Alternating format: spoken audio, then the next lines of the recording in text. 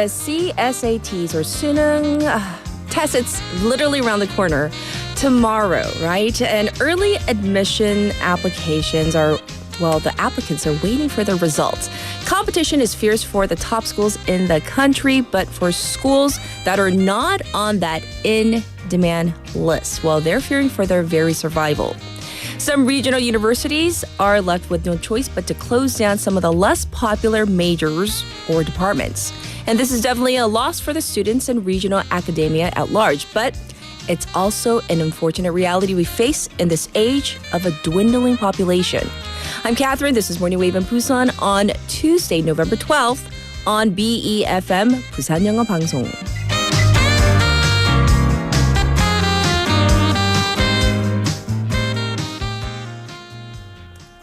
Good morning, Wavers. Welcome to our program. I am so happy to greet you this morning.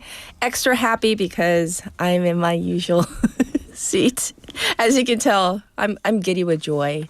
She's back, yes, as some of you may have already noticed. So good morning to all of you Wavers out there. And I have to say thank you for bearing with me. You know, my camera angle is not so good. So while we are talking about this, the main topic, we're talking about the college admissions process. So 대학 입학 절차. We think about the piles and piles of applications that admissions officers that have to sift through, go through, and the lines of applicants waiting for their interviews, right? 면접. So when you think about it, if you're a student, you actually have the first choice. Think about that. Because you get to choose which schools you apply to. So technically, students have first pick. And for the schools or departments that don't get picked, their only option is to close down. So this is due to the decline in the youth population as the number of students across the country's universities has declined by 18% in the last 10 years. And this impact has had the biggest, influence over regional universities. So we're talking about the 지역대학교. The University of Ulsan is not taking any applications for their philosophy and counseling majors. So we're talking about 철학 and 상담 majors for the coming year. And Busan National University also planning on phasing out its French education and German education majors as well. So 신안산 University, a technical university, has had to shut down 5 departments and 29 faculty members have had to retire. So that is pretty major. Myeongji University has had to shut down the world's only Go major. So when I say Go, I'm talking about 바둑학과 last April. Of course, this came as a shock for the students and professors. And so they at Myeongji University filed an injunction or 가처분, but they lost. This may be an unfortunate but inevitable course of action. But of course, the schools, they're going to have to make sure that the students, who are most important, that they don't get disadvantaged. So that's our main theme for today, as once again, tomorrow is, 수능, it's that season. Well, for our text topic, we're going to go back to school. There are some non-academic classes that we probably took back in our school days, like things like in English, we say wood shop, home economics or home ec, or maybe for our younger audience or listeners, coding. So we're talking about non-academic classes. Which of these classes did you take or enjoy back in your day? What skills did you learn from these classes? 자, 여러분 학창 시절 기억나는 기술, 가정, 요즘 애들은 기가라고 부르잖아요. 그리고 혹은 컴퓨터 등 수업 뭐 들으셨나요? 그러니까 뭐 국영수 그런 거 말고, 그리고 이런 수업에서 어떤 기술이나 스킬을 배우셨는지. So I definitely remember my first non-academic class. I'll share that story with you in a little bit, but you can send in your responses to BFM's live stream live chat on YouTube. Search for BEFM or 부산영어방송 on our YouTube. Oh, we got to find our YouTube channel on that platform. And you can subscribe. You can log in and chat away with our waivers. Also, on your phone, pound 9050 샵 9050. That's going to cost you 101. Also, on KakaoTalk, you can reach me for free, which is very good. You can send in your messages. You can send in photos as well. So same thing there. Search for BEFM or 부산영어방송. And like I said, so many different ways you can listen to us or nowadays view us. First up, we're streaming live on YouTube as we speak, but you can watch later at your leisure. Also, we have two apps for you. We have the BEFM app and also the Patbang app, and always 90.5 and 103.3 FM on the radio. Well, it is Tuesday, so what do we have for you? Today we have Andrew with Sports Insider, and then we have is it Jennifer today? Is Jennifer coming in? Yes, Jennifer's coming in for, we're doing a little switch up today. So Jennifer's coming in with Skills 101. It's just for this week. We're switching things up, and then we'll definitely have Bonnie on later in the week. For our special interview, we're going to have a look back on the election. I know they just happened. I know you might be thinking, why are we looking back at the election? Well, they just actually wrapped up. So it's a review and outlook on the election. What does this mean as Donald Trump is set to step back into the Oval Office? Because we're going to be looking at the most important policies that might affect the international, world at large, but especially how that might affect Korea. That's coming up in hour number 2, and I'll be back with headlines.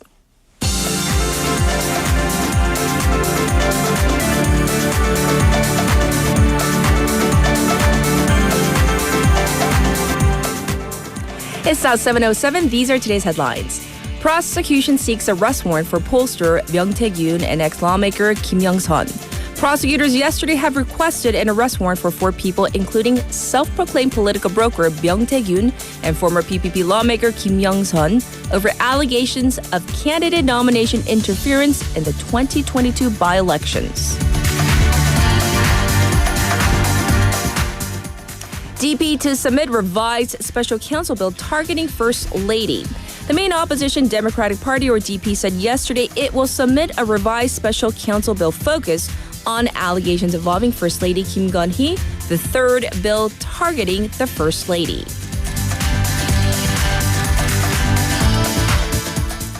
Medical walkout consultative body launches without opposition parties.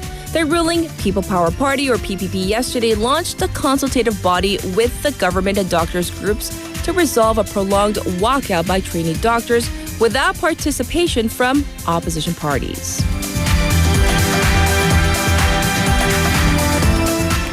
Ukraine claims to have intercepted North Korean radio messages. The Ukrainian military has revealed what it claims are intercepted radio communications between North Korean soldiers in the Russian territory of Kursk.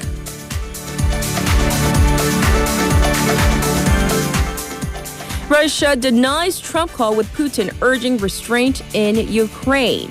The Kremlin has denied media reports that U.S. President-elect Donald Trump had a call with Vladimir Putin in which he is said to have warned the Russian president against escalating the war in Ukraine. And these are today's headlines.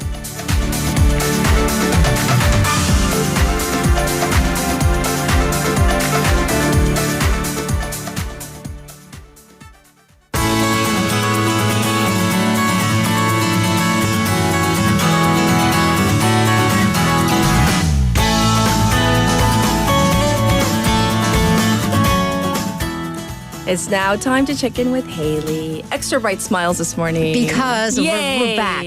We're back to normal. Yay. So before we jump into our Busan updates, what do you have for us in terms of Yes, our text topic. Our classes. Yes. I remember there was a computer class, and I think we learned how to make websites, and we could make all the girls. We could just make any topic, and all the girls chose like idols. I think I chose GOD to make my website. And then, because I've just never been computer savvy, like 가보자고님, I played Minesweeper. Like, oh, really? Yeah, as my teacher was explaining, I don't know, something that I never absorbed. I was just like, and then I never learned actually how Minesweeper worked until like in my late teens. I was like, oh, this is how you play that game. Yeah. And then in the States, after I went to the States, I never took home ec, but there were people who did, and they had like fake babies. And that was such a shocker. And I was like, and there were teenage girls and boys carrying fake like baby dolls that had sensors. I did not take home ec. I opted out. Right. I took woodshop instead. I was in choir. I was a choir nerd. But that baby, the fake baby, would cry, and you had to like pick it up. It literally had a sensor. Like it had a sensor, so you had to pick it up. You had to feed it or put a bottle in its mouth. Right. And yeah, I was like, oh, that's teaching something. Ask me about my computer class. Oh, what did you do in your computer class? In 5th grade, computer class. Franklin D. Lee, are you listening? My first crush. Oh my God. I was in 5th grade. He was the teacher's assistant, not the teacher. I did not have a crush on the teacher. He was the teacher's assistant. 근데 고3이었어요. 아니 근데 선생님 뭘 배우셨냐고요? 배운 거 기억 하나도 안 나요. I can't remember Lady, a what did you thing. learn? All Nothing. I remember is I knew what I was doing, but I pretended I didn't. So I would raise my hand and say, Frank. And he would come over. It was a school where it went from elementary all the way to high school. Oh my gosh. Frank. But it wasn't just me. It was everybody. It was everybody. Frank was busy. Frank. And so, yeah, Mr. Hatanaka wasn't busy. Only Frank was. We're going to jump into Busan Updates. For our first story, there is a new youth startup and residential center that is opening up. So tell us about it. So this is the Busan Startup Dream, which is kind of a joint startup center plus residential space that's recently opened up. So what it does is it makes use of university dorms. This time it's at 동의대. So it has 25 office spaces plus residential areas, a common multimedia room, a lounge area, and other spaces for young people to both work on their startup aspirations and also solve the housing issue, at least in part. Yes. So this is the third facility of its kind. The first two are still at Dongsa and Busan Gyeongsang universities. Right. 12 companies will move into this particular 동의대 campus, including companies that handle AI and robots. And there will be 2 additional spaces opening up within this year. So Mayor Park Hyung-jun, during the opening ceremony yesterday, said that the city is rooting for young people to thrive in Busan. Yes. And for these facilities to provide the space for future so-called unicorn companies. Well, here's hoping that that does happen. And next up, the Busan Literature Center has been greenlit after all these years. Right. Good So we're news. talking about Busan문학관, the literature center. This Yes. has been the hope of local writers and literature lovers for years. But Busan City did confirm that the Busan Literature Center will be constructed as originally planned without any cuts. Yes. So the plans stipulate a 4,000 square meter space in Kumjeonggu with a 29 billion won budget. It'll break ground in 2027 to be completed the following year. Right. So this comes after, so there was a bit of a hiccup because the Busan Development Institute, the BDI, it had estimated that the business feasibility would be low. So it proposed that the size of the center and the budget be cut by about half of the size of the initial plans. So this prompted a huge protest from the local writers, but thankfully it's back on track. Right. The process may be even expedited because under the incoming law, local projects that are under 30 billion won in budget, they don't have to go through the central government's assessment committee. Oh. They only have to be greenlit by the city's assessment, and this project comes right under that at 29 billion won. I see. By the way, the Literature Center will have an exhibition center, storage spaces, creative spaces, lecture halls, and a book cafe. Okay. Well, good news once once again, the Busan Literature Center is a go, go, go. Right. All right, moving on. There is a road closure. And I've been looking these words up in Korean. 임시 도로 폐쇄, that we should be aware of. Yes. To yes. let our listeners know what that is. So extra traffic coming Yes. up on the portion of 수영 강변대로 from 올림픽동산 three-way intersection to 우동천 intersection. This portion will be closed off completely for 6 days, but not 24/7. So this will be from November 18th through the 20th, again on December 2nd, 9th, and 10th. Okay. But it will only be between 10 p.m. and 6 a.m. the following morning. Oh, so good. very, very late night. Although if you are waivers, there's a chance that you might even be on the road at this time. Yes, yes. So if you do use this road late night / early morning, please do be aware you will have to detour. Once again, completely closed. Yes. So that also means buses 139, 307, and 1003 will have to detour around. So they will skip 1 or 2 stops on that portion. Sure. But the goal is to install a ramp connecting Gwangan Bridge to the Centum City underpass. Because after this ramp is installed, that heavy traffic around 수영 강변대로, it is expected to ease considerably, Nice. and we can all get behind that. Oh, yeah. So the ramp aims to open by the end of 2025. Oh, that's soon. That's soon. I'm happy because That's in about a year. We hear about like these projects and it's like 20, And it's like 30, something. We're future, next generation. And we're like, oh, next year. All right. Yay. And for a final story, there is a fun, easy way to enjoy classical music. Right. So unless maybe you are in your school's orchestra or band, maybe you still have kind of a barrier of entry to classical music. Sure. Some people find it intimidating. Others, maybe, dare I say, boring. Yes. But Busan City's Classic Busan. This program is holding 5 different sessions, classes on educating and raising awareness about classical music to the general public. Sure. So this is titled Hello Opera, and it's to teach people about what classical music is, what to listen for, and even how, and of course, it's cute. It's sorry. Boogie as the conductor. I saw Boogie. And this is before the city's opera house opens, which will be soon. So the sessions will be conducted by conductor Maestro 정찬민, with Yes. sopranos 권소라 and 강주희, baritone Kim Jong-pyo, tenor 석정엽, and bass 송일도. And the classes will be held across the culture centers in 금정, 해운대, 동래, 영도, and 을숙도. All right. That sounds like definitely a good way to really enjoy classical music. Thank you, Haley, for Thank the you. updates. Now it's back to you, the listeners. We're talking about school, going back to school, non-academic classes like, we gave you examples.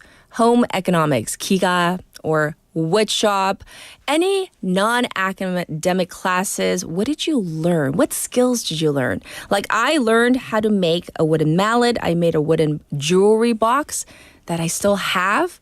I felt like that woodshop class was just, I learned so much. Anyhow, here's your traffic and weather.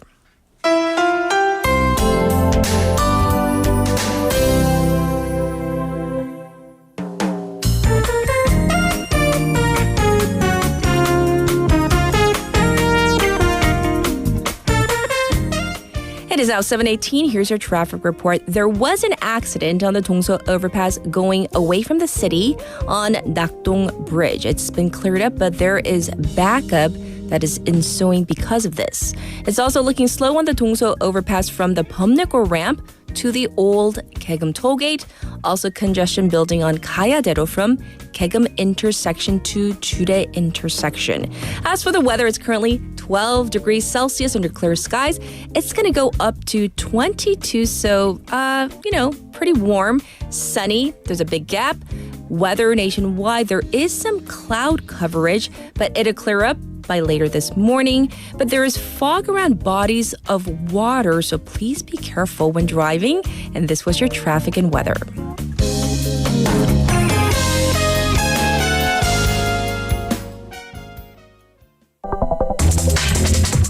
Are you an early bird? Are you up to date on the news? Are you a trendsetter? For all of the biggest issues from Busan to the world and useful information you need, right here on Morning Wave in Busan.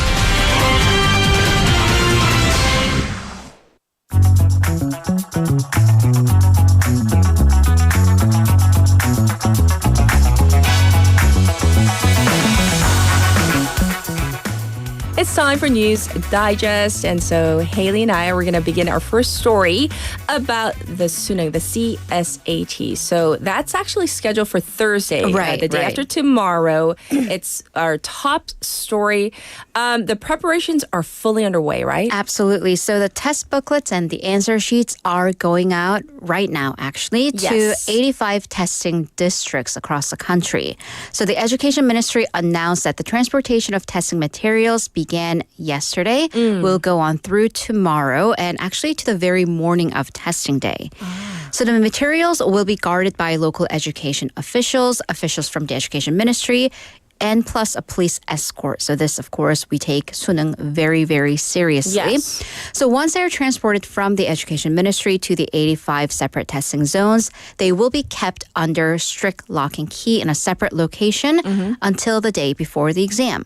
And then they will only be transported across the 1,282 actual test sites, 시험장, on the morning of the exam. Right. So the Education Ministry said that if you do see these transportation vehicles on the road, please follow police guidance and clear the way so they can be transported, in a safe manner on time. Yes. So, I mean, for those of you who are new to Korea or are listening from abroad, I mean, you might be thinking, is it that important? Yes, it's that important. So, teachers serve as exam proctors for the CSAT, but the pressure continues to build for the proctors. Right. So now we're going to talk about 시험 감독관. And according to the Education Ministry data, there will be 69,000 proctors assigned to the CSAT classrooms this year. Yes. This actually is down from 77,000 last year.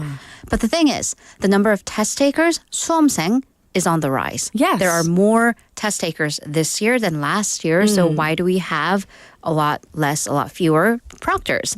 The thing is, the number of test takers, once again, that has increased by 3.6% between last year and this year. Right. Well, the Education Ministry's explanation is that during the COVID years, we were, I guess, at the very, very tail end last year, they had to socially distance. That's true. So there were literally fewer desks and students per classroom.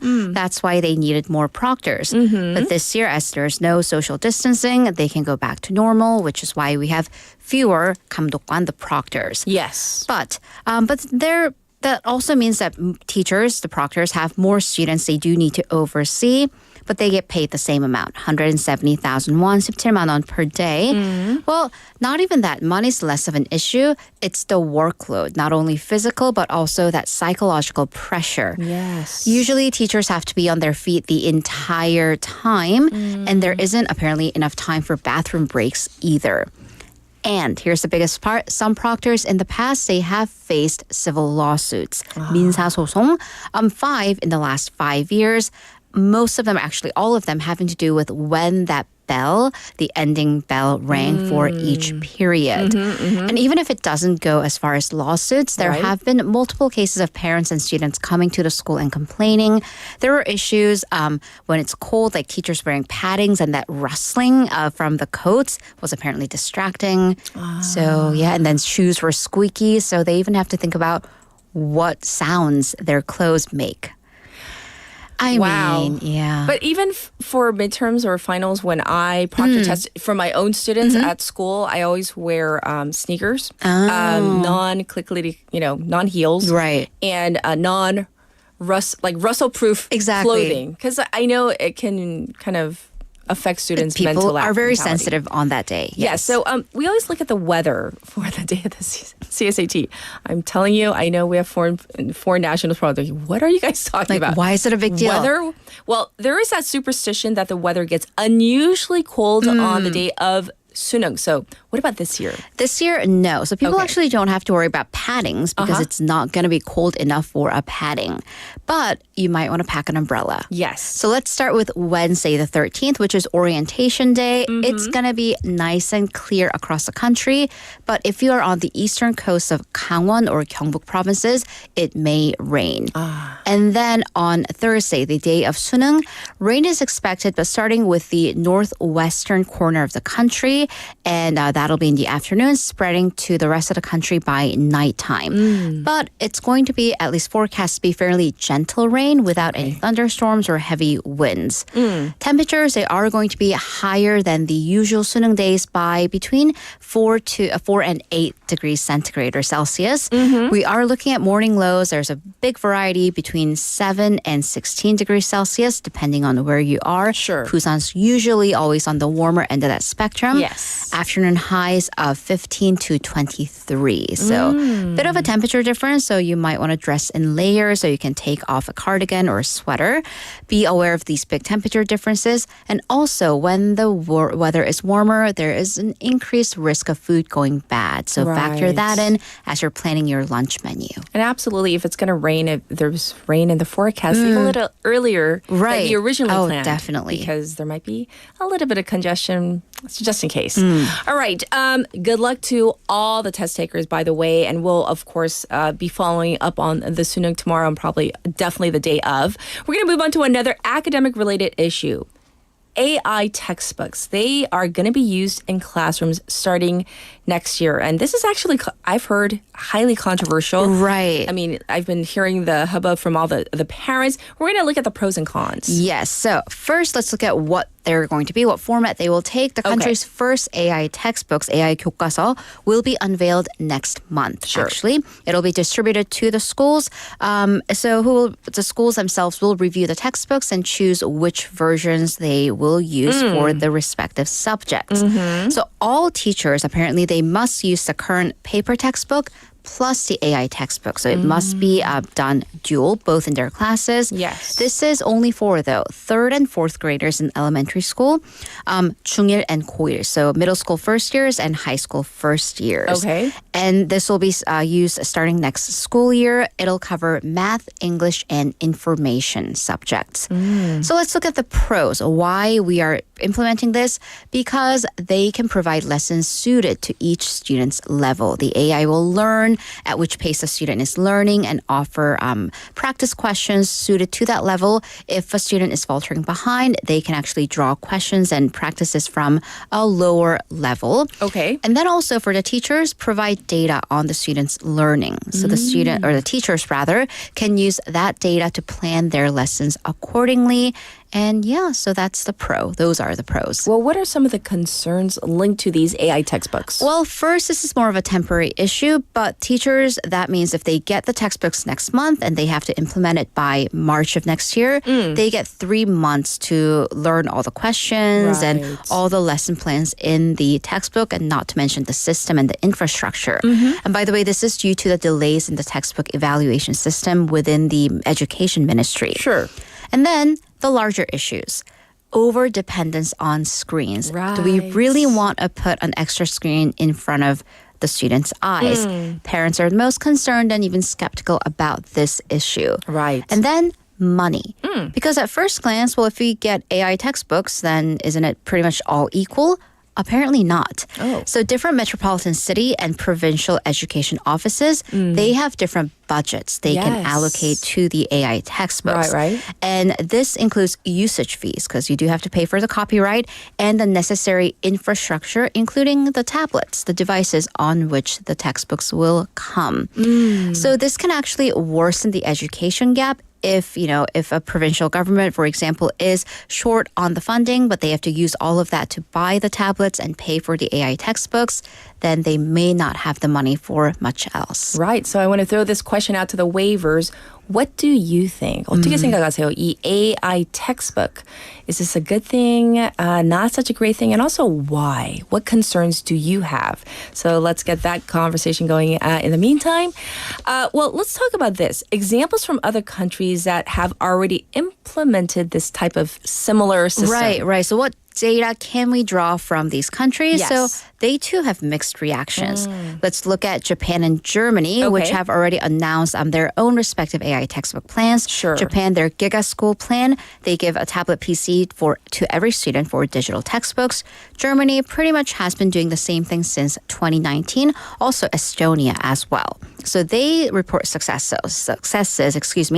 However, other countries, we're looking at Scandinavian countries like Sweden, Norway, and Finland. happened, they actually went back to paper textbooks, and this is key for young children, for pre-K and kindergarten to about first grade. Yes. Because they deem that these devices, they actually did more harm than good in early childhood stages in terms of their logic building, attention spans, and literacy. I can definitely see. So age might be the biggest concern here. The concern. So we'll see. And, like you said, the information you gave us earlier that it's going to be for a certain group of children. Right. It's not across the board. No. So hopefully they can work all the kinks out.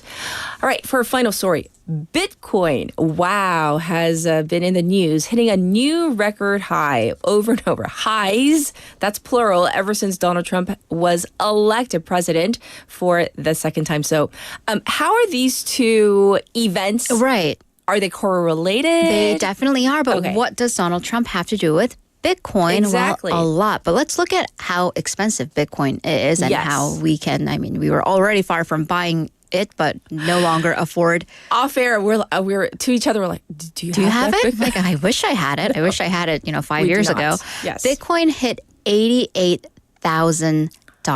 It hit Wow. $80,000 for the first time yesterday, which But is it when I went up. started writing the story. And then just about an hour ago, rallied to an all-new high of $88,000. So that's 88,000 달러. Not only that, but the experts say that the entire cryptocurrency industry, 가상화폐 industry, is preparing for a renaissance in the upcoming Trump administration. So why? Well, because Donald Trump himself, he has done a full 180 on cryptocurrency in recent months. Previously, he said that crypto was based on thin air. So it's Yes. basically baseless. But he has in recent months fully embraced cryptocurrency.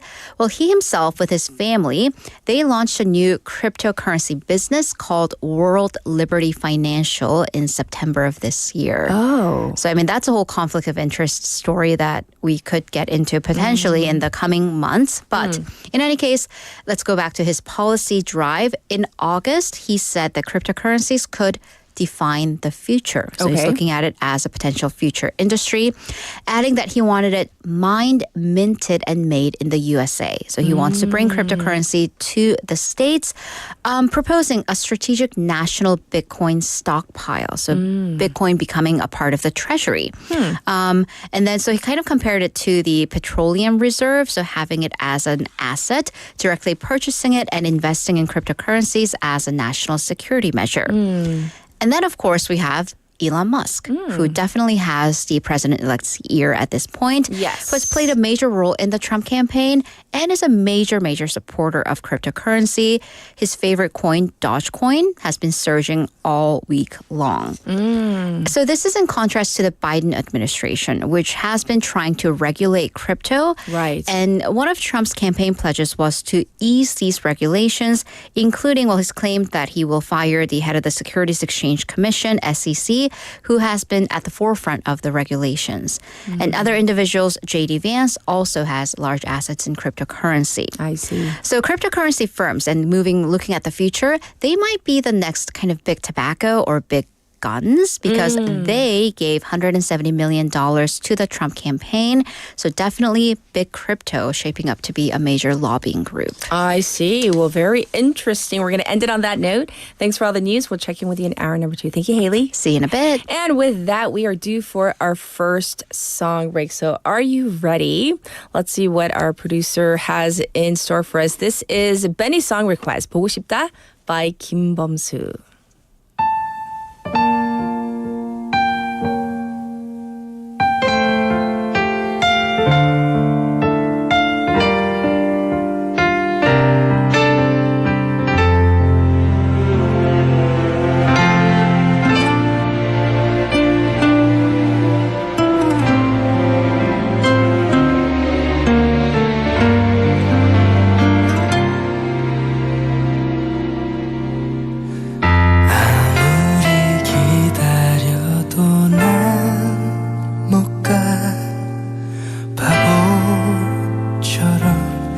울고 있는 너의 곁에 상처만 주는 나를 왜 모르고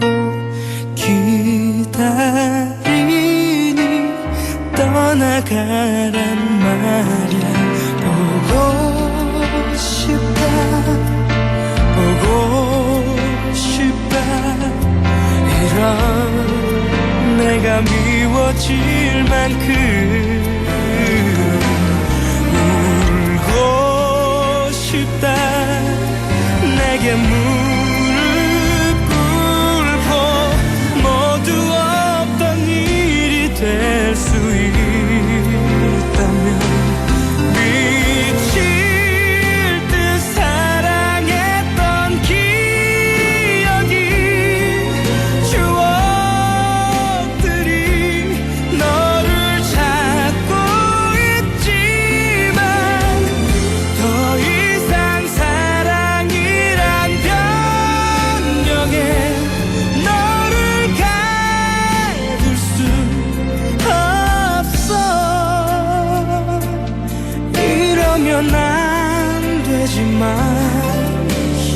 죽을 만큼 보고 싶다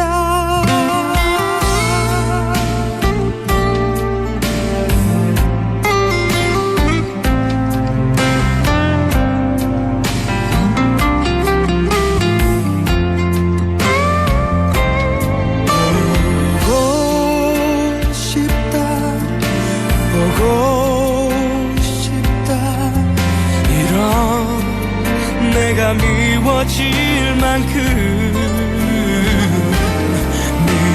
믿고 싶다 옳은 길이라고 너를 위해 떠나야만 한다고 미칠 듯 사랑했던 기억이 추억들이 너를 찾고 있지만 더 이상 사랑이란 변명에 너를 가둘 수 없어 이러면 안 되지만 죽을 만큼 보고 싶다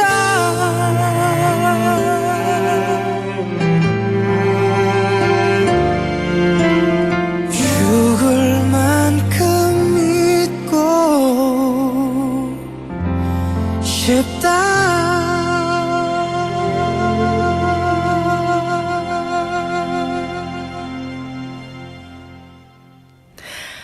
That was a request once again from Benny. I don't know, Benny. 죽을 만큼 보고 싶었어요, 우리 피디님. I don't know about that one.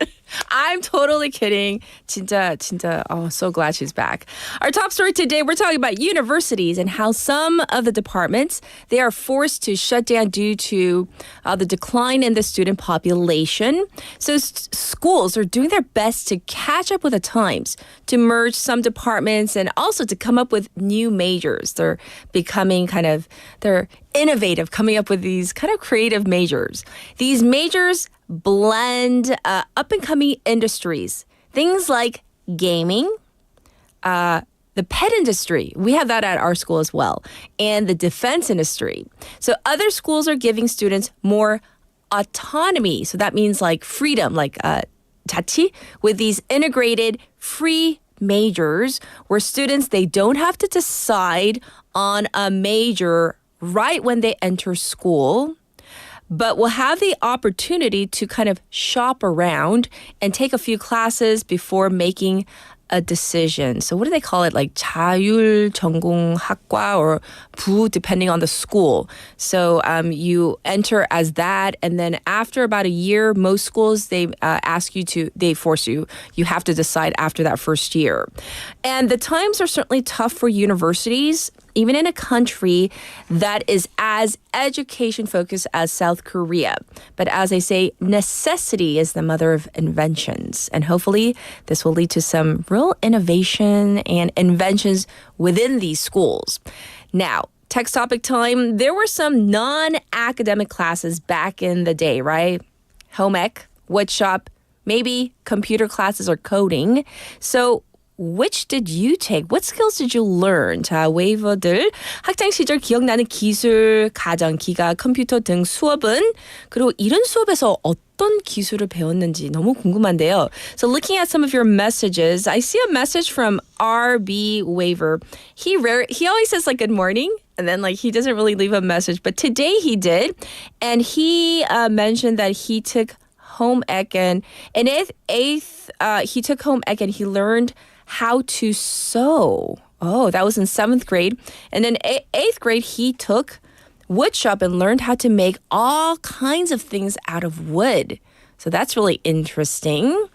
How about this message from 2391 Waiver? saying 대학교 때 컴퓨터 시험이 친구에게 이메일 보내기였어요. 오, 2학기 때는 파일 첨부해서 이메일 보내기.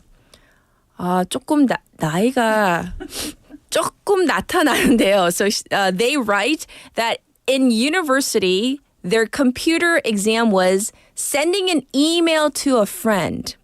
And then in semester 2, it was attaching a file. That was your exam? Oh my gosh. I'm kind of curious as to like exactly how old you are, but I won't ask. We don't ask those kind of questions. I'll be back with Cat's Pick for today.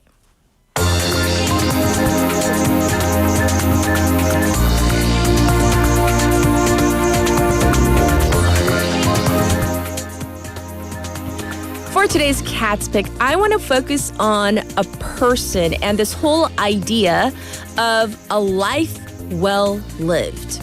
Murray McCory. Let's listen to this clip from CBS News.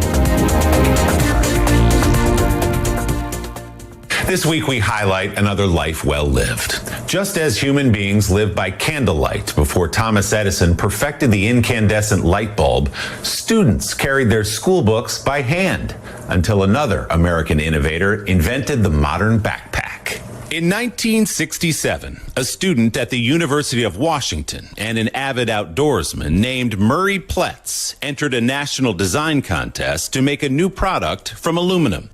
He won the competition with a lightweight backpack that would replace centuries of heavy wooden-framed packs and launch an iconic American brand. Pletz named the company JanSport after his girlfriend, business partner, and future wife, Jan. With a hand from his father who repaired transmissions for a living, Pletz fabricated the metal, while Jan did the sewing. The big breakthrough came in 1970 when the pair saw an opportunity to make a smaller, softer backpack for students hauling all of those books. It became a hit in the University of Washington bookstore and then on campuses across the country. By the 1980s, the JanSport Super Brake was a must-have accessory for students of all ages, from kindergarten to graduate school. Murray's next project was to improve the traditional large, bulky camping tents that took too long to set up. Inspired by the yurt, he designed a lightweight dome-style tent now used by campers around the world. After leaving JanSport in 1982, Pletz changed his last name to McCory and continued to design equipment for several outdoor companies. Murray McCory, the godfather of the school backpack, died last month in Seattle. He was 80 years old. So I was thinking about this. A life well lived. 잘 산 삶. What does that mean in this day and age? Well, I feel like this person, not just because he created this brand, but he really developed something that we all use. Two things actually, that backpack and also that dome-style tent. Definitely a life well lived. And this was Cat's Pick for today.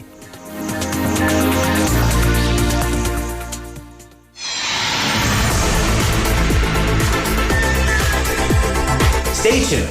You're listening to Morning Wave in Busan.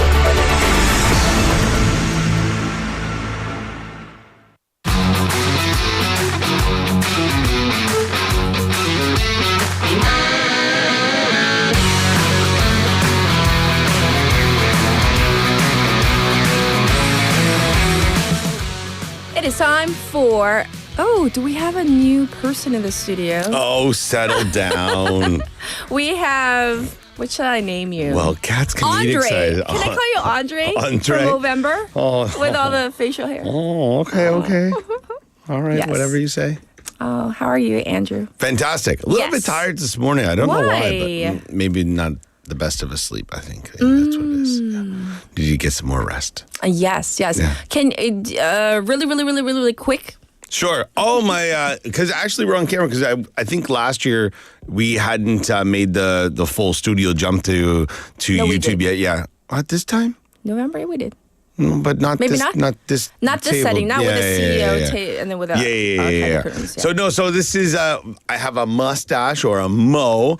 This is in support of Movember, which is I guess you want to call it Men's Health Month, is what we could name Yes. it. Like a lot of people know October as Breast Cancer Awareness Yes, Month yes. for women, but yes, for men's health, which is for testicular cancer, also prostate cancer, and mental health awareness for men, and a lot of yes. other things. That is, in a nutshell, if you want to call it that. So yeah, so I try to raise money. That wasn't a dad joke, right? It wasn't. I just Prostate kid. I cancer? swear to Okay, God. okay, I swear to God. Yeah, but I'm proud of myself if it was. Yeah. All right, but let's get to So sports. hopefully by next week it'll be a little bit, and then by the end of the month it'll be Real great. bushy, yeah. Exactly. So we're gonna get things going here with some. I don't want to call it the rumor boys or the rumor mill, some backroom banter, if you What's want to going call it, with Son Heung-min's contract talks with Tottenham Hotspur. This has been something that's been going on.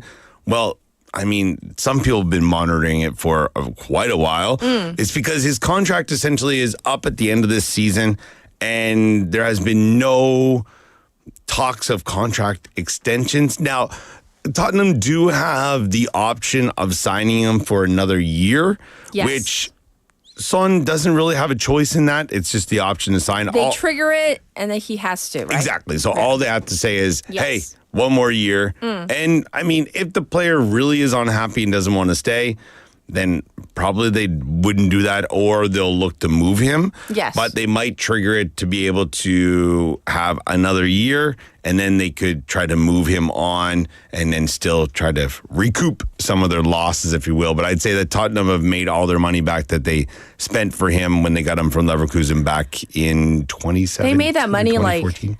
years ago. Yeah, exactly. Yeah. So they've done well. So a lot of people have been wondering what's going on with this, but I really feel that, it's one of those things where maybe one side has to move, and then they're going to, if Sun voices like, hey, we need to get this done, or from his people, they come out and say that.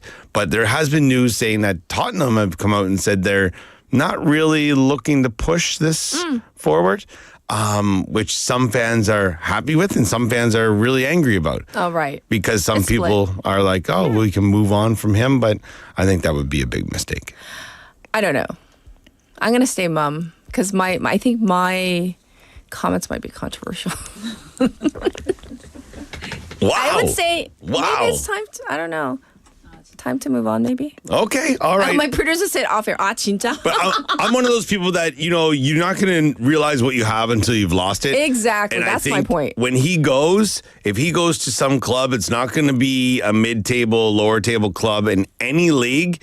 And he's going to go to a team that's going to play the system that's going to support him. Exactly. And That's my it's point. going to be amazing. I just feel like Spurs right now, they got to realize there's two ends to the field. There's an attacking zone and a defensive zone. And when they sort that out, they'll have something going How on. can you lose to, I don't even know the name, Ipswich? How do you Yeah, Ipswich Town. Their first win of the season. Yeah, anyhow. I didn't want to bring that up, but I'm happy you did. Yeah.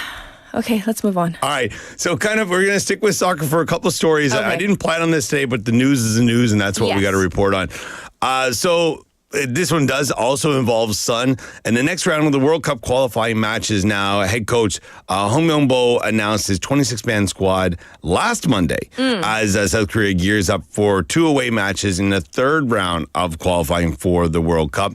Now, the team will compete first on Thursday against Kuwait and Kuwait City, and then also they will play Palestine, which is a rematch of that game we had in Seoul, where a lot of people were not happy with the team, if you will. Yes. Now we've be played in Jordan, obviously, with everything that's going on with the conflict in Yes. the area. They're playing all their games in a neutral venue. Right. Now, currently, South Korea leads the group with 10 points, having secured 3 wins and 1 draw, placing them 3 points ahead of both Jordan and Iraq.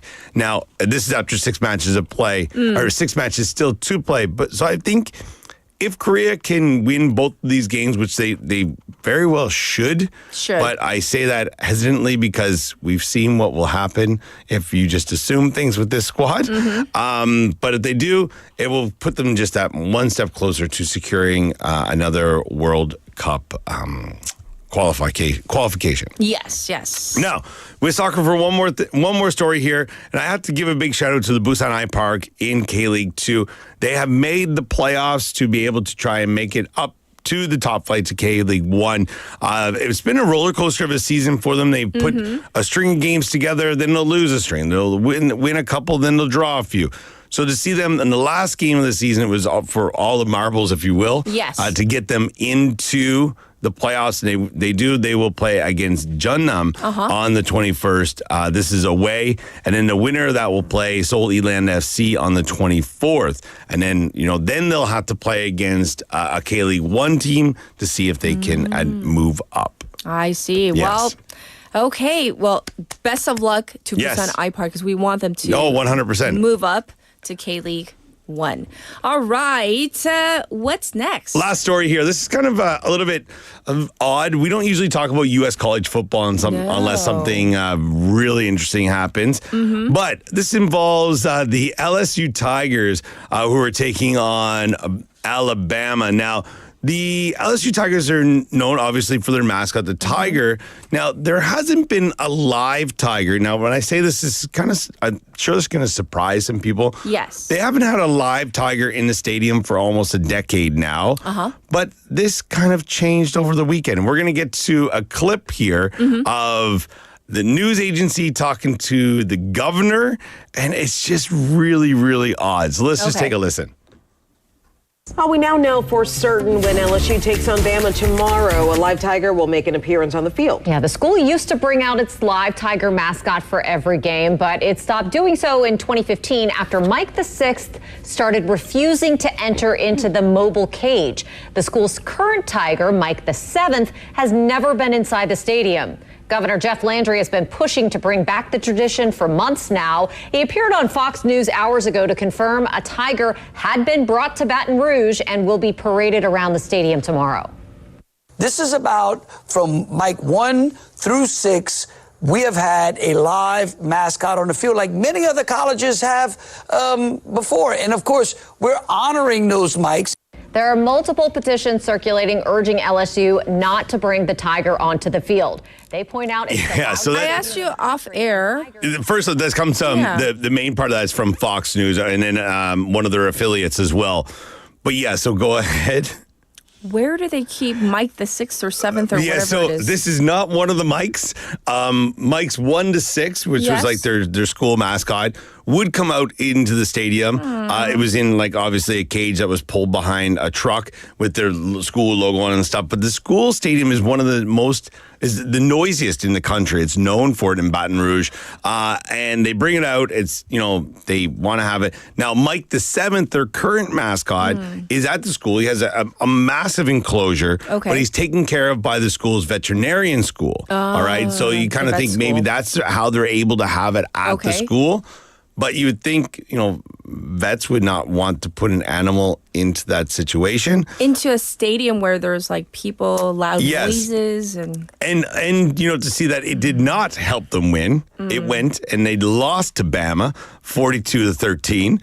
So, I don't know. But it's really interesting that the Governor Landry was he was pushing for this. Really? He was like, some other schools have it. We want it. And it just sounded so archaic. And then it was something that PETA came out and made a comment about this, and they made a comment about it before that, thankfully they've taken this away. They don't do it anymore, and then they're going to do it. There were a lot of people at the school who were not happy about this either. But it's one of those situations where when a politician wants their way and they may be a big donor to the school and things like that, they kind of get it. All right. Well, we're going to have to call it a wrap for this sports news for this week, but we'll definitely check in with you next week. Thank you, Andrew. Have a good one. All right, we're going to call it with this song, 왜 딴 섬 Romantic by 잔나비, as requested by 고수. Enjoy. I'll be back at 8.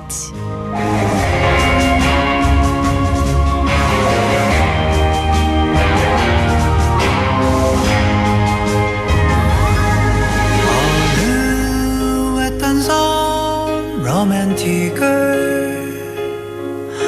우리 꿈꾸다 떠내려왔나 때마침 노을빛이 아름답더니 깜깜한 밤이 오더군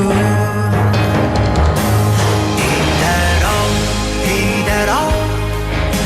더 길이라도 난 좋아 너를 정면 그 소리를 난 들을래 쏟아지는 달빛에 살결을 그리고 먼 옛날에 햇사람을 닮아볼래 그 사람을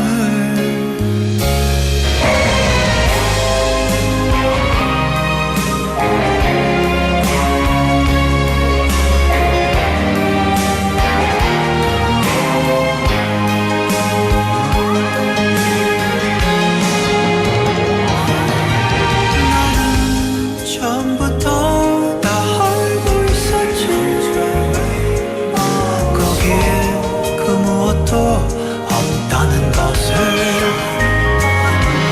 그래 난 두 눈으로 꼭 봐야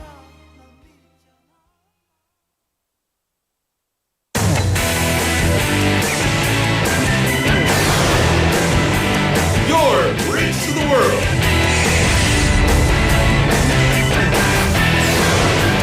오늘 저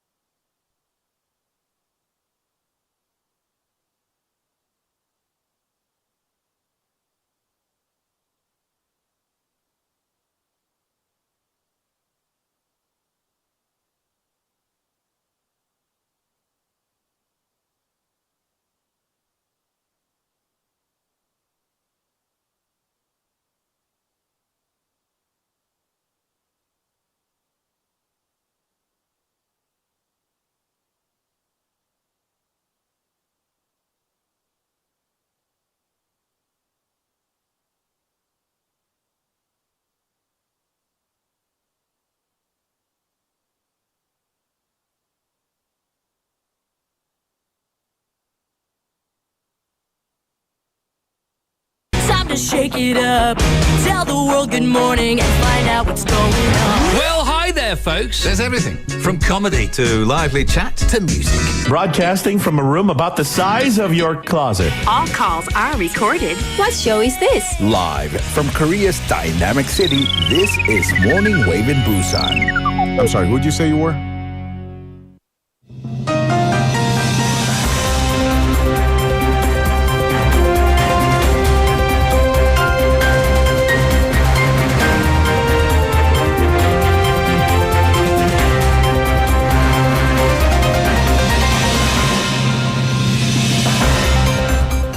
It's now 8 o'clock and this is news highlights.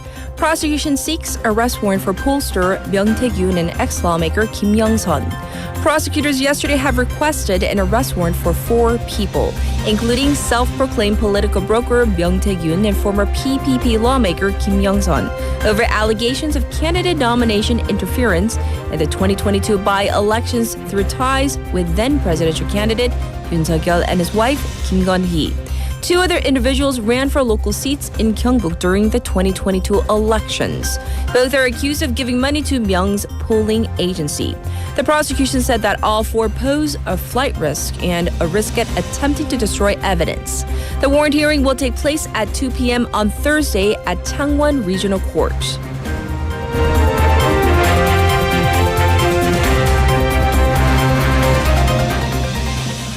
DP to submit revised special counsel bill targeting First Lady.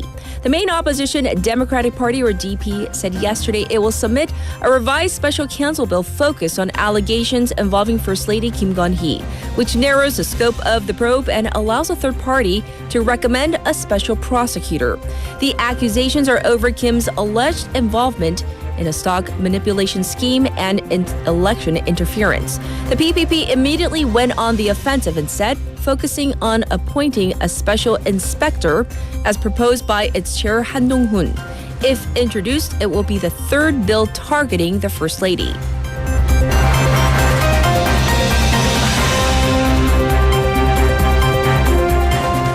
Medical walkout consultative body launches without opposition parties.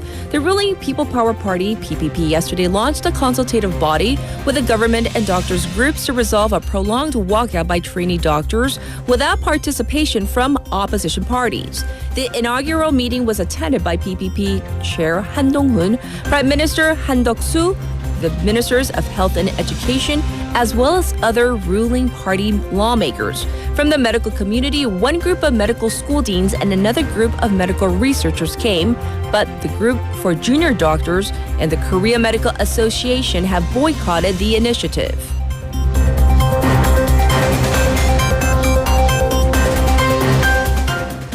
Ukraine claims to have intercepted North Korean radio messages.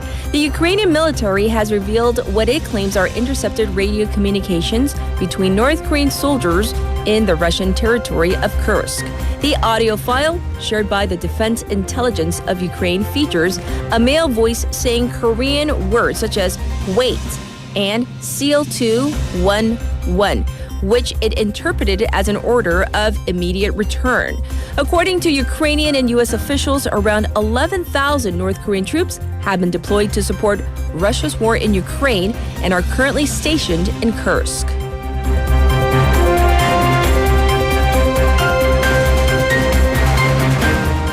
Russia denies Trump call with Putin urging restraint in Ukraine. The Kremlin has denied media reports that U.S. President-elect Donald Trump held a call with Vladimir Putin, in which he is said to have warned the Russian president against escalating the war in Ukraine. A U.S. media outlet reported that the call took place last Thursday local time, where Trump also reportedly mentioned America's extensive military presence in Europe to Putin. A Kremlin spokesperson said the reports were pure fiction, while Trump's team said that it would not comment on the president-elect's private calls. And this was News Highlights.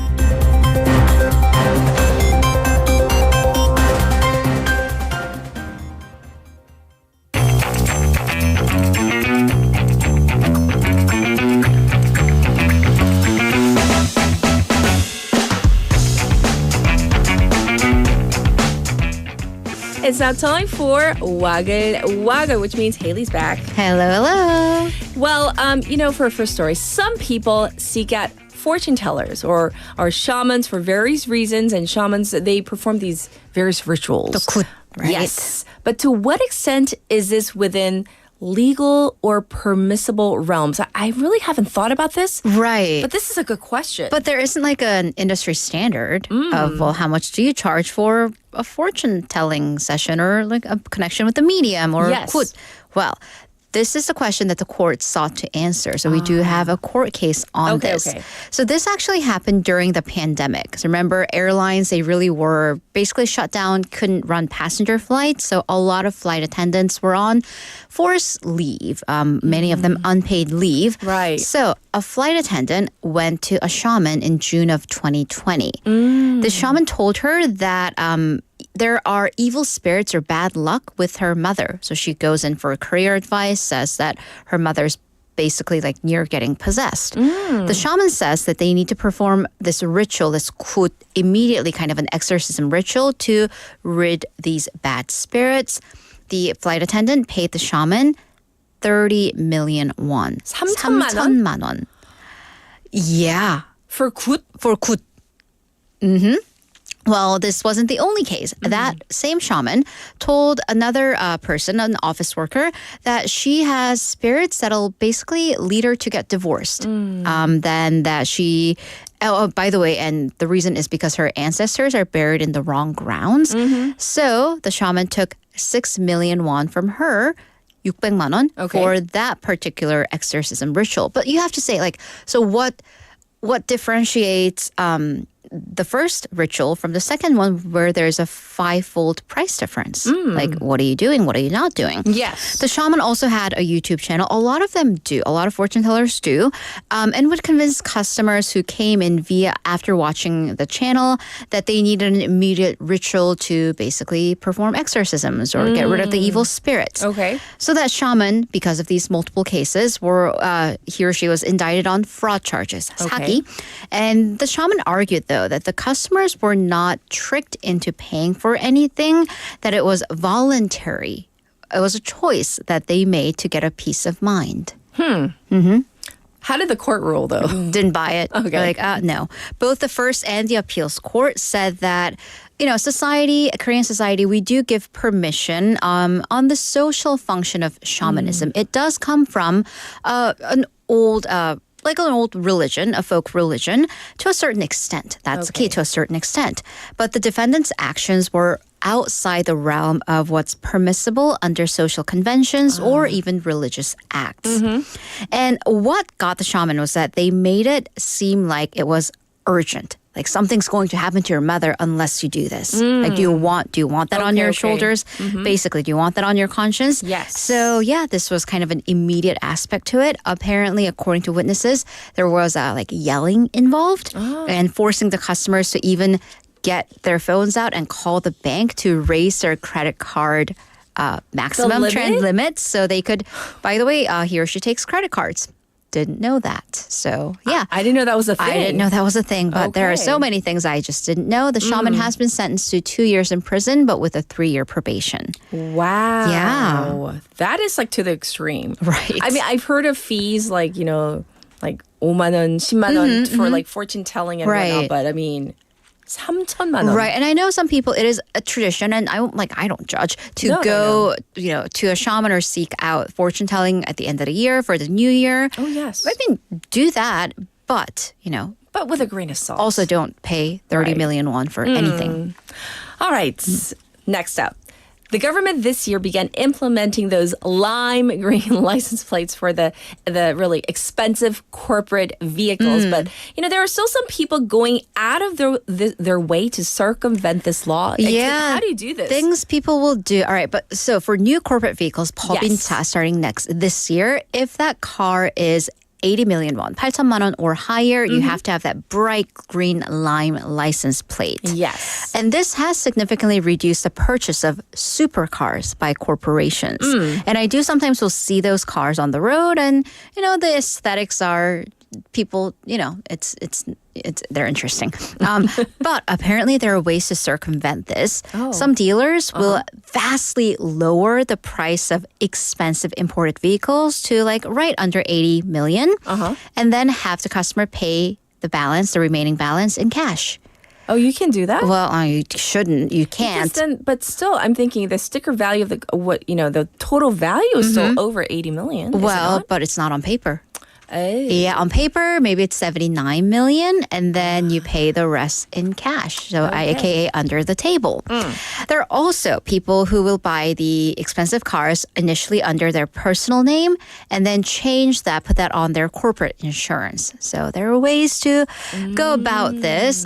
So, the government got hold of what's been going on. Yes. And the Land Ministry is currently running a full survey of these vehicles. So, they're going through kind of doing the comparison of standard market price, the sticker price, versus actual purchase prices of some of the supercars. If there's too big of a difference, even for like a VIP discount, they're going to look into it.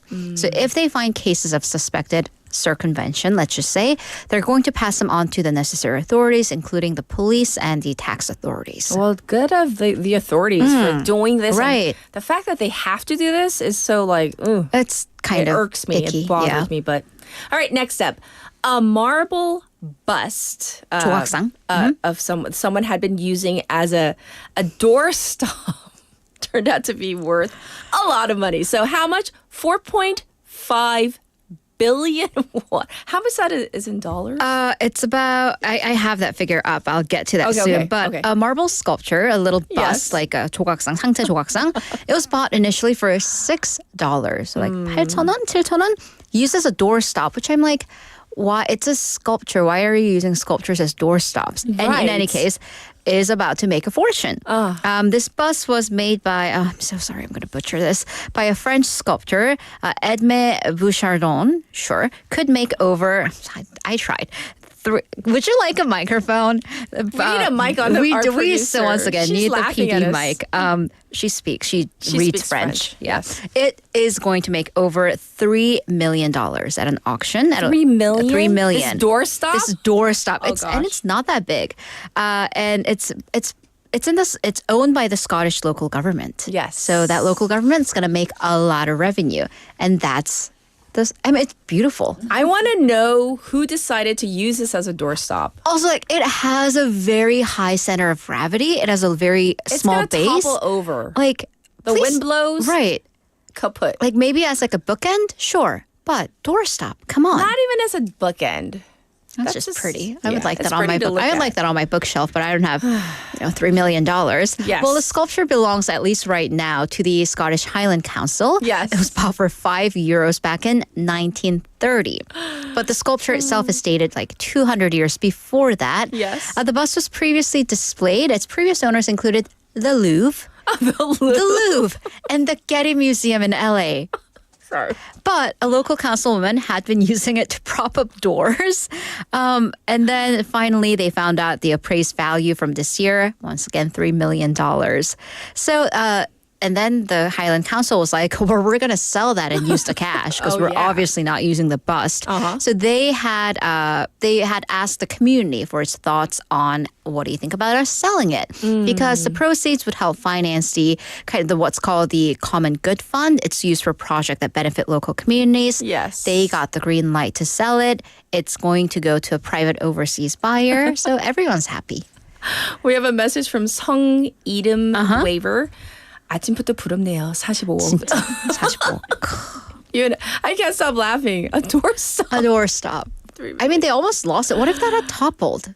I would have been kicking myself. Yes. All right. What about this story? A common item we see in every convenience store that may become national heritage. Right. What are we talking about? You know the banana milk? That banana 맛 우유, the jar-shaped one? Yeah. The bottle may become, well, the company is looking to make it be 국가 등록 문화유산. Seriously. Also, 빙그레, which is the manufacturer behind that banana flavored milk Yes. is looking to get the bottle registered as national heritage. And you don't need us to show you the visual, but here it is anyways. The one that's been the same way. 진짜 노랗네요. It's so yellow. So banana flavored artificial, milk. Like the color of it. It's delicious. The corporation Yes. right now is getting the documents ready. So national heritage is, when we think of national heritage, we think of like 광화문. Like something. Right? Something grand, something ancient. But it doesn't have to be necessarily because there's another category for contemporary cultural heritage, 근현대 문화유산. Okay. And this needs to have existed for over 50 years. Deemed to be in need of preservation or utilization. Well, at least that milk bottle, the milk jar bottle, it fits the 50-year criteria. It was first produced in 1974. The bottle shape has stayed the same for the past 50 years. It is iconic, though. It is that iconic, shape, yes. And because it is modeled after another historical iconic material, the 달항아리, the moon jar that was used. It's shaped like that round, the full moon. So the shape of the bottle, by the way, it's already trademarked. So other companies cannot use it. And by the way, if you're wondering, so what else can be cultural heritage? Well, other 국가 등록 문화유산, contemporary national heritage items include the car pony. Remember that anyone? I know some of you took 교련, the military drills training as students, so you may have ridden in that car. The 교련, I was seriously asking what is 교련, and everybody thought I was joking. Oh, because she wasn't in the country. I don't know what 교련 is. It ended, I believe, like in the 80s or early 90s, but people so would... it's like military and drills? as I say this as if I've lived through that period. But yeah, it was military drills. I think male students did, they had, I'm assuming, fake guns or fake unloaded bayonets guns, or and they did that. I think female students were they were doing first aid training. Okay. Yeah. Interesting. I wasn't alive during that period, but I seem to know about it. Puzzling. But National Heritage Pony? That car pony? The car pony by Hyundai Motors and Kumsung washing machine, which is the country's first washing machine. Wow, So, yeah. interesting. Contemporary modern heritage. So that's a thing. So now it makes sense. Well, thank you for going over all the woggly stories, and we'll check in with you tomorrow. Have a great day. All right, that was Haley, everybody. And now back to you, the waivers, for our updated traffic and weather.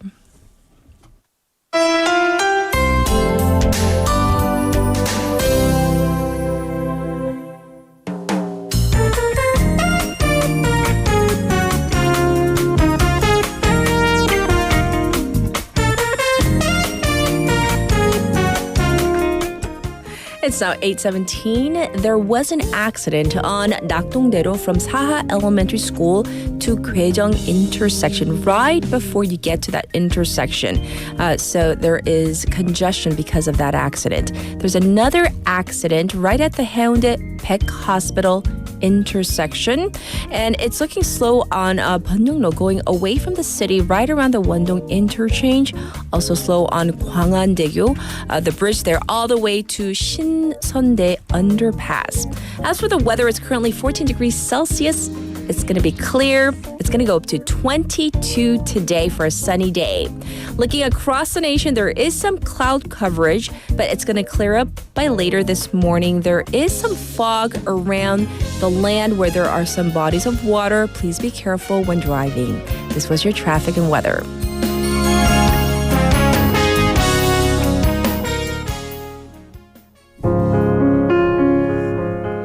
So this is a Snowman by Sia, as requested by Taejin. Not in front of me. Who will get your tears if you can't catch me, darling? If you can't catch me, darling. Don't cry, snowman. Don't leave me this way. A bottle of water can't hold me close, baby. Can't hold me close, baby. I want you to know that I'm never leaving, 'cause I miss the snow till death will be freezing. Yeah, you are my home for all seasons.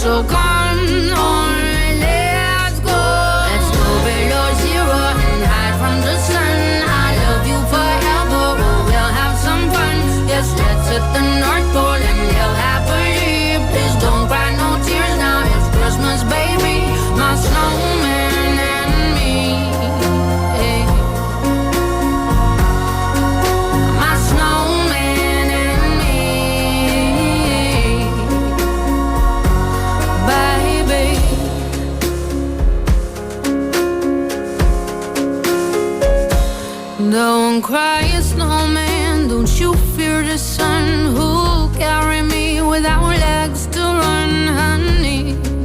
Without legs to run, honey. And don't cry, snowman, don't you shed a tear. Oh, hear my secrets if you don't have ears, baby. If you don't have ears, baby. I want you to know that I'm never leaving, 'cause I miss the snow till death will be freezing. Yeah, you are my home for all seasons. So come on, let's go. Let's go below zero and hide from the sun. I love you forever, oh, we'll have some fun. Yes, let's hit the North Pole and live happily. Please don't cry no tears now, it's Christmas, baby. My snowman and me. Hey. My snowman and me, baby.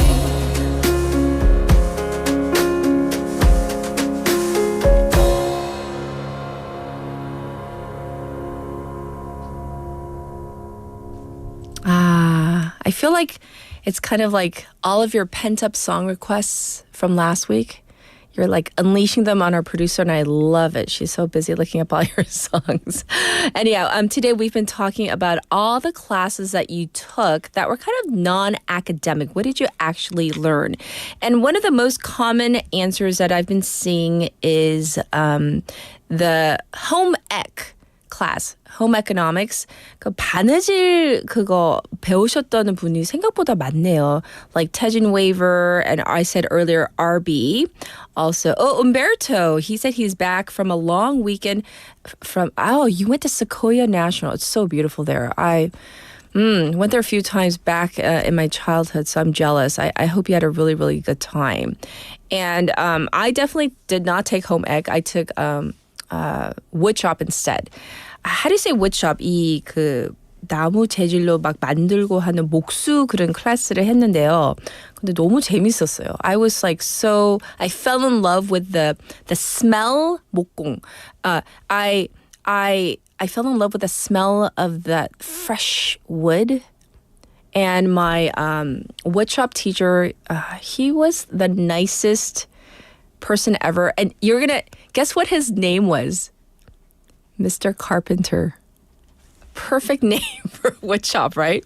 I'll never forget that name because, woodshop, Mr. Carpenter. Anyhow, and also the 교련 class, also highly popular. People kind of remembering going back to their days regarding that class. So thank you for your messages, and we're going to get to our special interview. So I'll be back in just a moment.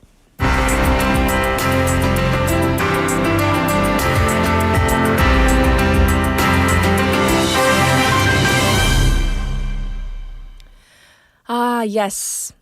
The elections in the United States for president are over, and we now know that Donald Trump, he is set to begin his second term as the American president in early 2025.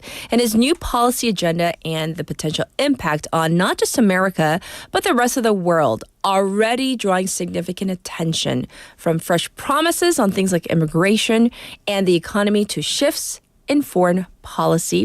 Many people are wondering how this second time around will compare to his previous term. Let's find out more. We have invited back to the airwaves Professor Grant Rear, a senior research associate at the Campbell Public Affairs Institute and professor of political science at Syracuse University's Maxwell School of Citizenship and Public Affairs. And just to explain, we had some connectivity issues with our Zoom link, so we're going to have him on the phone with us. Hi, welcome back, Professor. Hi, thanks for having me back on. I'm sorry about the problems. They were on my end. Oh, no. It's no big issue. We're just glad that we could have you back on air with us. So, Professor, can you explain some of the key promises and policies that Donald Trump has introduced since winning this election? For example, what are some of the main priorities for his second term? Well, he's already started the beginnings of building up his team at the White House. He's made a couple of appointments so far. I think there are three really big things that are going to be the priorities for this administration. The first one is the economy, and that was, I think, arguably the single most important issue that put him in office. And there, what he really wants to do is to continue to control inflation. Inflation is coming back down, but a lot of people aren't feeling it yet in the country.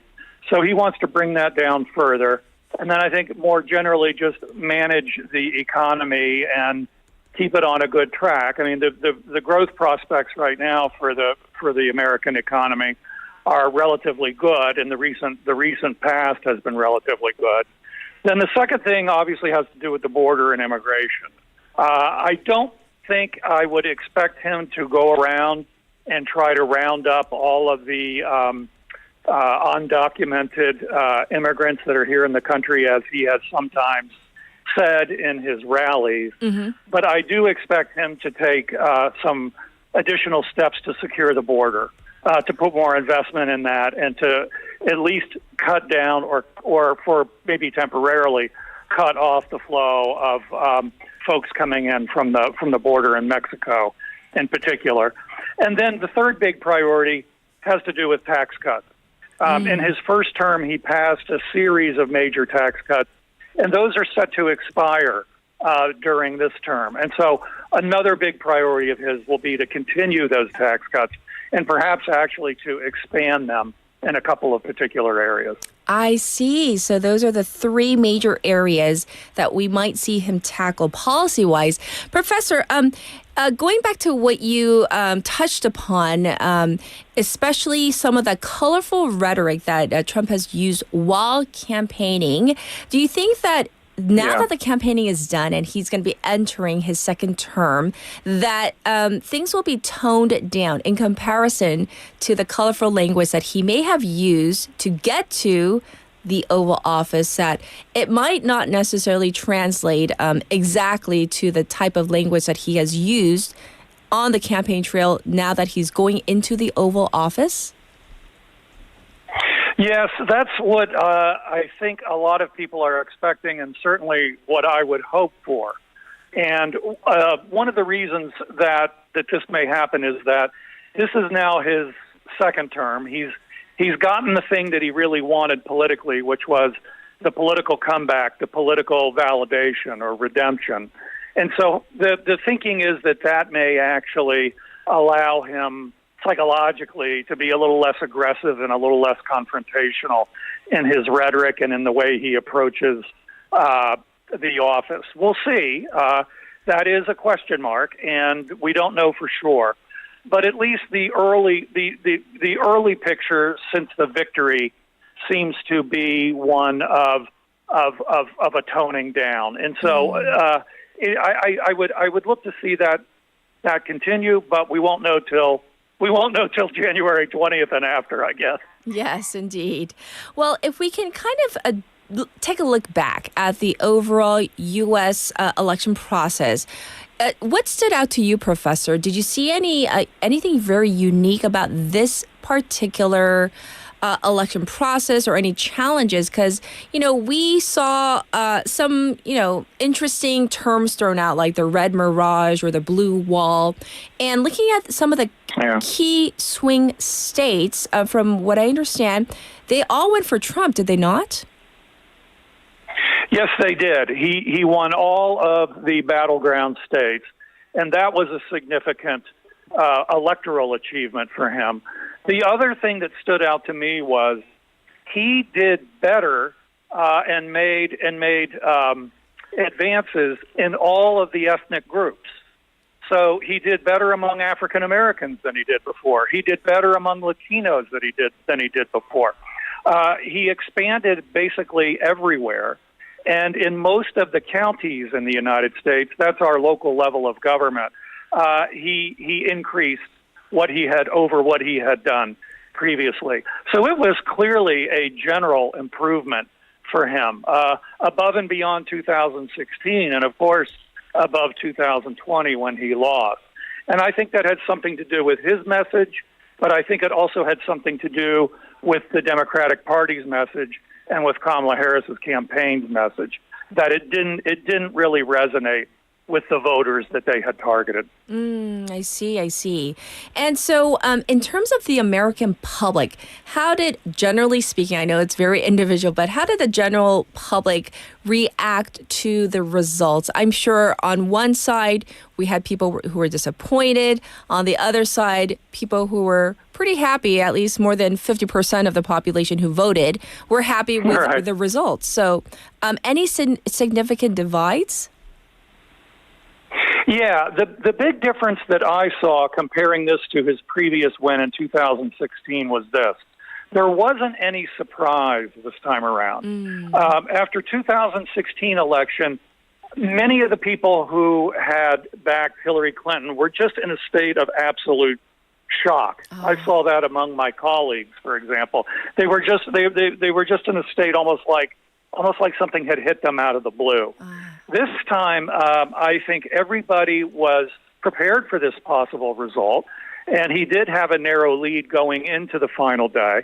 I don't think anybody really expected his win to be as decisive as it was. Sure. But the fact that he won was not the shock. And so I think that on the part of Democrats, there is probably going to be less resistance to rethinking where that party goes in the future. They're going to have a very serious and honest look inward and rethinking what their message is. In 2016, there was a resistance to that. And I think that resistance came from the shock.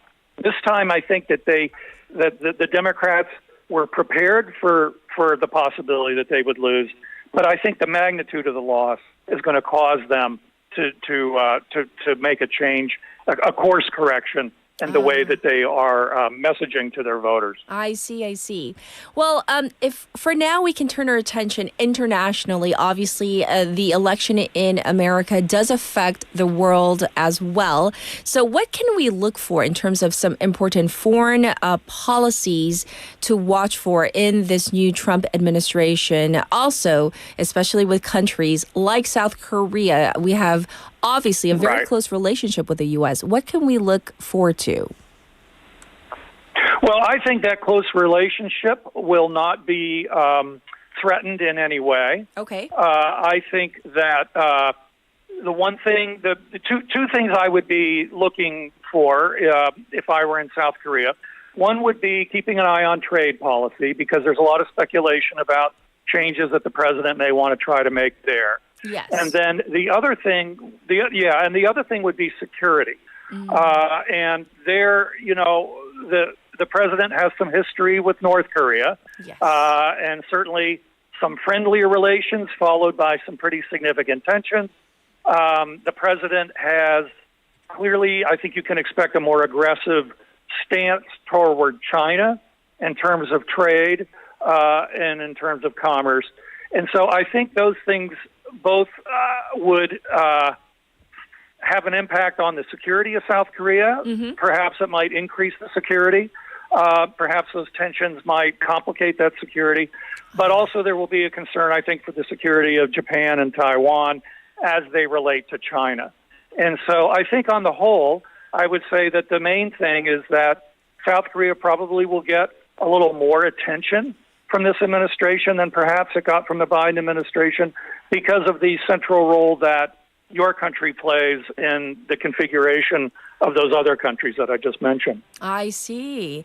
And as we look ahead to, next year, his inauguration, what might we also expect from his policies in terms of the impact of Trump on the Republican Party in the long term? Do you think that his type of politics, that it's here to stay for the Republican Party at large? Well, you've asked really the big question for the Republican Party going forward. And I hate to give this kind of answer, but a lot of it is going to depend on the success of this second term of his. And so if this second term goes relatively well, I think then his stamp on the party will be pretty long-lived. At least the idea, not necessarily of overheated rhetoric and an overly aggressive approach, but certainly an increased attention to the working class, an increased attention to populist types of appeals. And so if this term of his goes well, I would be looking for someone like J.D. Vance, who's going to be the vice president, to try to take on the mantle of Donald Trump going forward and put his own stamp on it.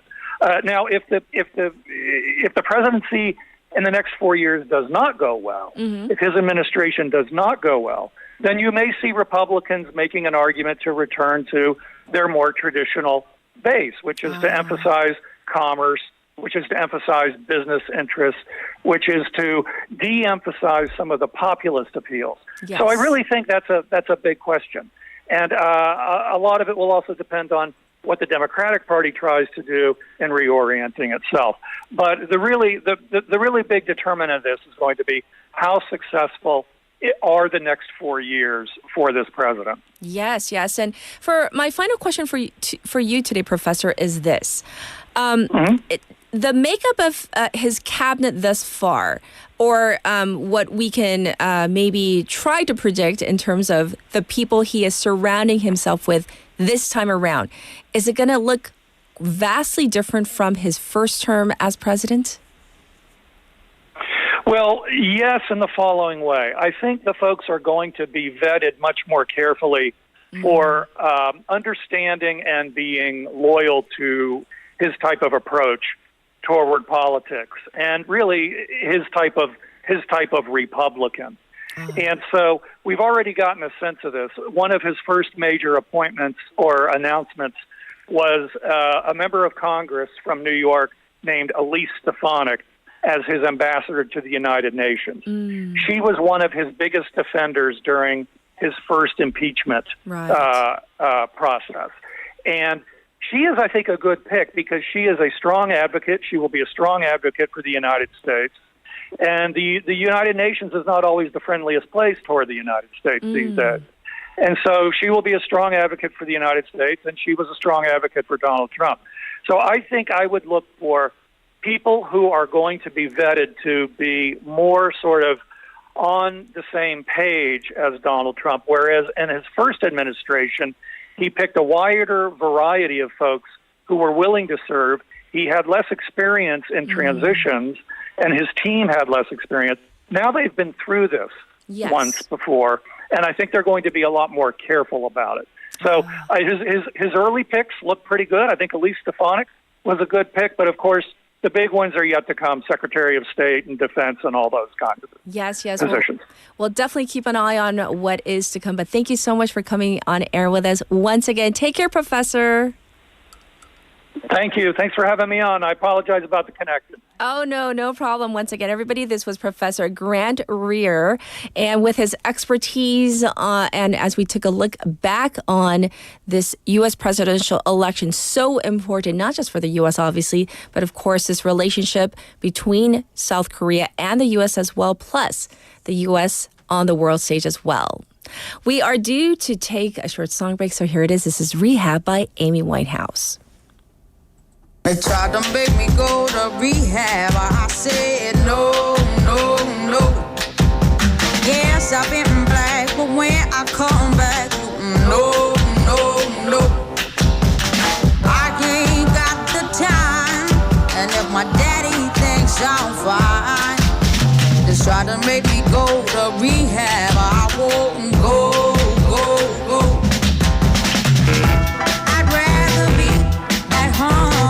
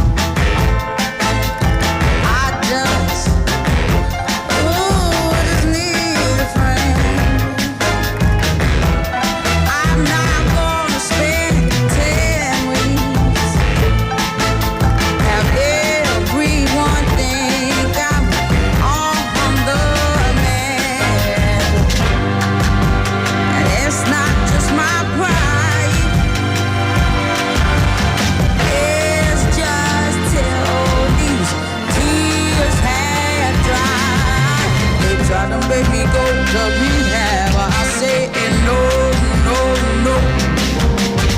Yes, I've been black, but when I come back, you'll no, no, no. I ain't got the time, and if my daddy thinks I'm fine, he's trying to make me go to rehab. I won't go.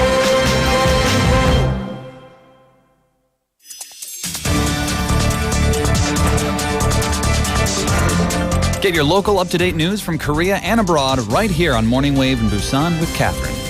Stay tuned.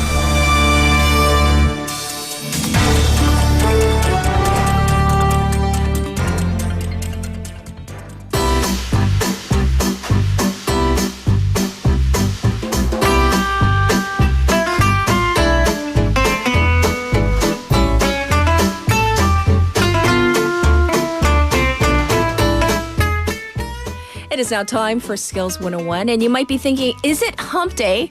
Oh, but it's only no. Tuesday. It's only Tuesday. It's only Tuesday.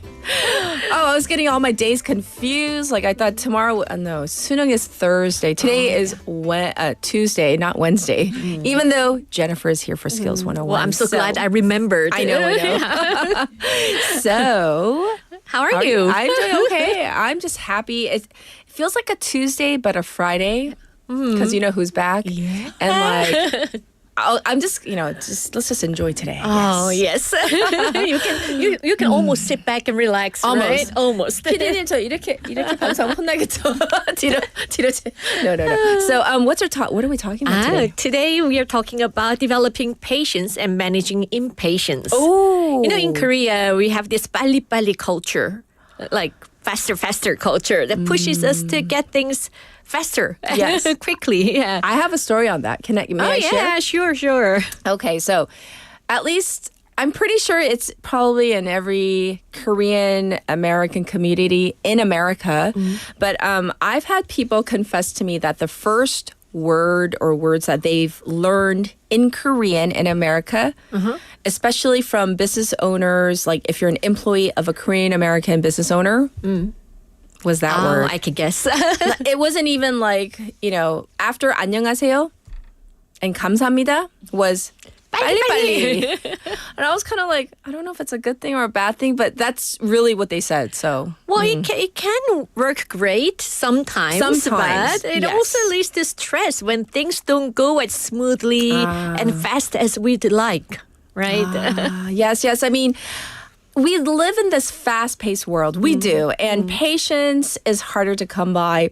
And it's not just like about waiting. I don't think that's always about, patience and waiting sometimes are the same, but not always. It's also kind of about like managing expectations and stress. Yeah. Everyday routine is about faster and faster. Yes. Life constantly tests our patience. Traffic, lines, waiting for emails, phone calls.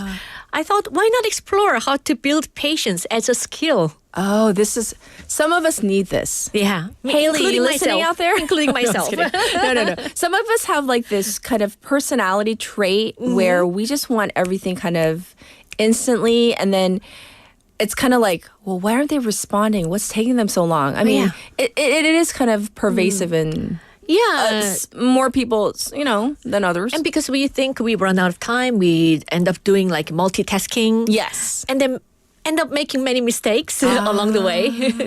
Yes. So definitely the whole waiting for emails or like people to reply to me, I sometimes get impatient too. Yeah, I get agitated, Especially when somebody reads a message and they don't reply. And I'm thinking like, why did they just ignore my message? Like in Korean, 일십. Like 일십, and then I kind of feel like after a while, like after 3 hours, I kind of get offended. Like, you read my message 3 hours ago. Okay, an hour is okay. 2 hours, you're probably busy.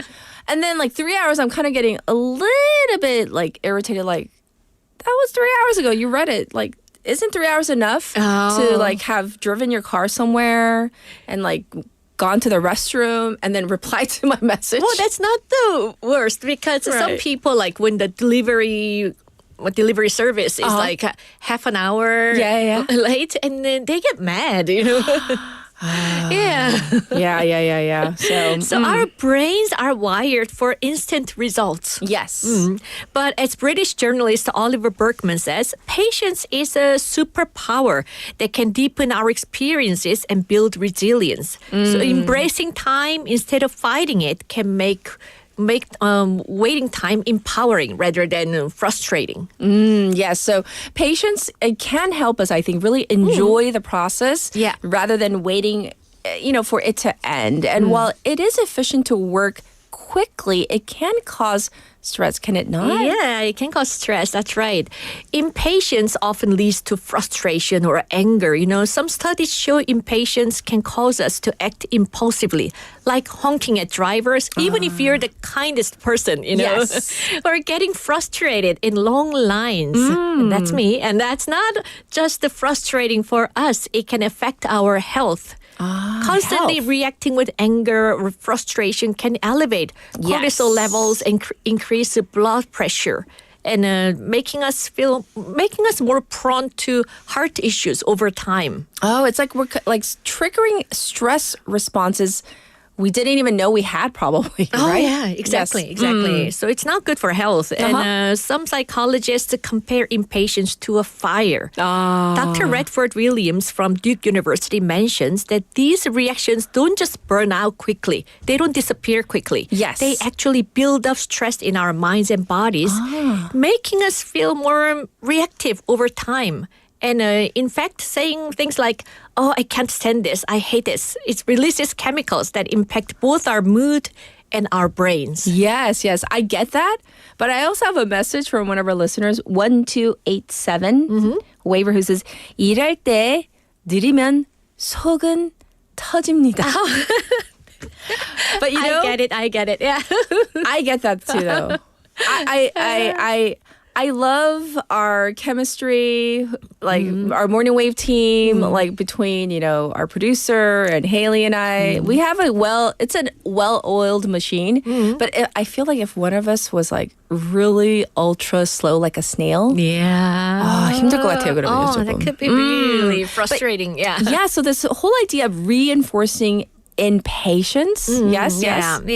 That's why patience can be seen as a skill that requires practice. Yeah, some people find that using meditation apps or setting mini goals throughout the day can gradually rewire their brain to slow down. Yes. Author and therapist Dr. Ross Harris suggests this acceptance and commitment approach. Okay. When impatience arises, try to accept the wait rather than fight it. It can actually bring a sense of calm. I mean, in a traffic, when you're stuck in a traffic, for example, what can you do? Just getting angry and being agitated? It really doesn't help, right? It does not. You cannot do you can't I do think anything. it makes it worse, actually. Exactly. Right. So it's almost like a kind of like a personal challenge at this point, right? To take a deep, long breath and see waiting as a neutral event, not something that's so negative it's going to bother us to the point where we're going to get worked up and it's going to affect us negatively physically, right? So maybe you can share some tips with us on how to build patience. We all need this. Okay, sure. Okay. First, recognize when you're feeling impatient. Yeah, you got to recognize it. No need to deny it. Okay. Maybe there's tension in your body. Okay. Take a deep breath. Just pausing for a few seconds even can keep impatience from controlling you. Okay, so maybe mentally, emotionally, taking a step back a little bit. Okay. Not letting it kind of take over you. Exactly. Got it. Exactly. It creates a gap between the feeling and your reaction. And second, reframe your thoughts. Instead of why is this taking so long, try what can I do while I wait? Bring a book for lines or use a long commute to plan ideas. Reframing can make waiting time more productive. Yes. So I don't know, this, it can turn into an annoying wait, but we can turn it into something useful. Is that what you're saying? Yeah. Okay. So you can do something while you're waiting. Yes. Okay, that sounds good. What else? Set realistic expectations. Things won't always run smoothly. Such is life, Yes. Some things naturally take time and things don't work out smoothly. And just accept it. Accepting that helps us avoid stress. I think this is a really good point, though, because just accepting sometimes, just be realistic. I mean, I tell myself, why should everything work out perfectly for you? You know, And especially the way you expect it. Yeah. You are not God. Not, capital G-O-D, right? Yeah, exactly. Right. And for people who find it hard to slow down, Haley. No, she keeps on texting. 빨리빨리와 빠리빠리 다르지 않아요? Like she's insisting on this, right? So Haley, Yes. Start small, intentionally pause in little ways, like leaving your phone when grabbing coffee, practicing patience in small doses. Build it as a habit. It can become a habit. Yes. Build that habit, somebody out there. People, waivers, begins with an H. These small shifts, like, they can build up, right? Yeah, exactly. Yeah, exactly. So anything else you want to add before we let you go today? Okay. It's about making, also slowing down is about making fewer mistakes. Fewer mistakes. So we don't have to repeat the process again. Okay. Like, for example, if you're sending an email and you do it in a hurry and you forgot to attach your file, you have to send it again, right? Right, that's true. Taking our time often means we get things right the first time. I like that. Yeah. Getting it right the first time. Yeah. And also maybe if we can kind of lower our expectations just a little bit, not just for other people, but also for ourselves, but especially for other people, for the people that may not be as 빨리빨리 as yourself. I think that would be good too. And those perfectionists out there, they need to be, they shouldn't be too harsh on themselves. Nor on others. Yeah. Well, this is a great one. I think we can all learn to be a little extra patient. So with that in mind, we're going to say goodbye. But thank you so much. And we'll check in with you next week. Thank you. Have a nice week. Bye-bye. Everybody, this was Jennifer with Skills 101. And today we talked about such a variety of topics. Of course, we hit the hard news. We talked about the non-academic classes, the life skills we learned. A lot of people mentioned sewing skills. Sewing skills, I think, takes you far. I unfortunately did not learn sewing skills, though. That's left up to other members of the family, so thank you for that. We're going to end it on another song request, and I love this. This song is requested by Lily 아버지. 누굴까요? William? Is that who we're talking about? Alabama by Neil Young. Have a good one, everybody. Bye-bye.